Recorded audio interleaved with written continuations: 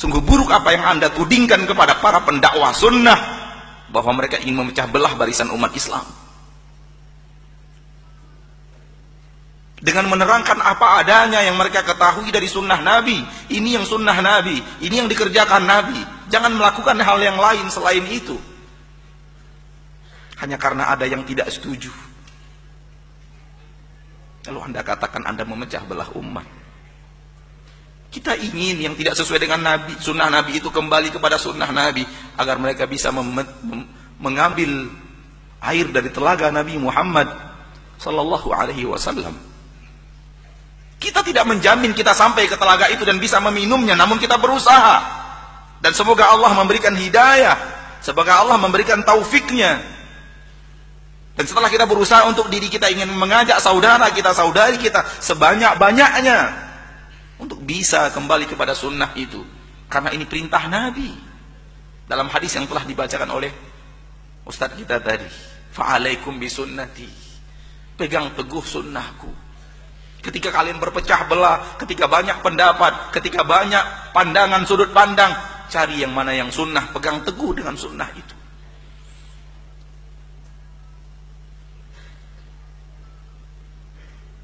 Di sini, ketika seseorang tahu apa yang sedang dilakukan oleh dai-dai yang mengajak kepada sunnah Nabi, sebenar-benar pengetahuan, maka yang akan mereka katakan adalah, ini adalah bukti kasih sayang dai itu kepada manusia.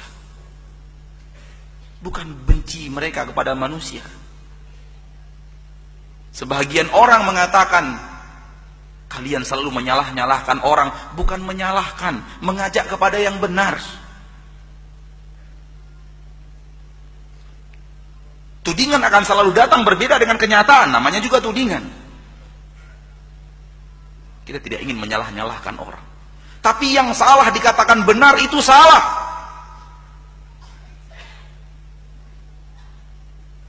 Seorang komandan, pimpinan, karyawannya salah lalu dibenarkan, kesalahan pimpinan itu sendiri.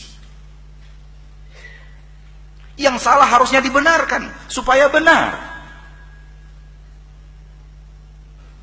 Maka mengajak kepada sunnah, mengajak kepada kebenaran, karena sunnah itu dari Nabi Muhammad sallallahu alaihi wasallam. Yang tidak dari Nabi Muhammad tidak sunnah. Kemudian orang itu masuk setelah azan subuh, sholat 2 rakaat, tambah 2 rakaat, tambah 2 rakaat, tambah 2 rakaat. Semangat, tapi tidak sesuai dengan sunnah. Dihampiri oleh Sa'id ibn Musayyib, seorang ulama, dan berkata, saudaraku, Rasul hanya memerintahkan kita untuk sholat 2 rakaat sebelum subuh. Orang ini mengatakan, ayu'adzibuni Allahu bisalah? Aku kan hanya sholat, apakah Allah akan tega mengadabku karena aku sholat? Masa sih aku akan diadab oleh Allah? Aku kan sholat. Ini bahasa kita sekarang kalau diterjemahkan secara bebas. Apa sih yang mereka lakukan? Cuma baca Quran kok disalah-salahkan? Mereka kan sholat kok disalah-salahkan? Yang salah itu peminum khamar, yang salah itu orang yang tidak sholat, yang salah itu para pezina, orang yang sholat nggak pernah salah. Seperti itulah kira-kira yang dikatakan orang ini. Ayyu'adzibuni Allahu bisalah.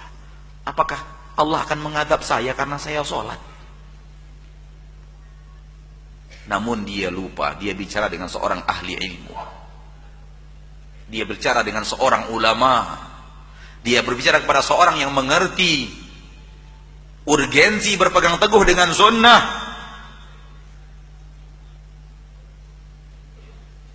Kata Imam Sa'id bin Musayyib menjawab, innallaha la yu'adzibuka bisalah. Allah tidak akan adab engkau karena engkau salat. Walakin yu'adzibuka bimukhalafati sunnah. Akan Allah adab kamu karena kamu menyelisihi sunnah. Ini jawaban ahli ilmu. Betapa banyaknya orang yang mengatakan dia sholat. Seluruh yang sholat semuanya benar. Berwuduk, sembarang wuduk saja, sehingga bahagian belakang mata kakinya tidak terkena sentuhan air. Kita katakan, ya akhi, ittaqillah, ada hadis Nabi melarang kita tidak perhatian kepada air di bagian tumit kita. Nabi mengatakan wailul lil aqabi minan nar, dari Abu Hurairah radhiyallahu taala anhu wa arda, riwayat Imam Bukhari dan Muslim. Allah, kan dia sudah berwudu. Nabi mengatakan wailul lil aqabi minan nar, neraka untuk orang-orang yang tumitnya tidak terkena sentuhan air wudu. Jangan disalah-salahkan, dia sudah berwudu kok. Maka ya akhi, permasalahannya adalah bukan salah menyalahkan, tapi mengajak kepada mana yang sunnah Nabi Muhammad SAW dan mana yang tidak. Maka orang yang masuk agama Islam, dia butuh satu lagi hidayah. Hidayah untuk sampai ke sunnah. Yang tidak sampai ke sunnah, berbahaya di akhirat. Allah berfirman di dalam Al-Quran, hal ataka hadithul ghashiyah, wujuhi yawma idin khashi'ah, amilatun nasibah, tasla naran hamiyah, tusqa min ainin aniyah. Sudah datangkah kepadamu berita tentang hari kiamat?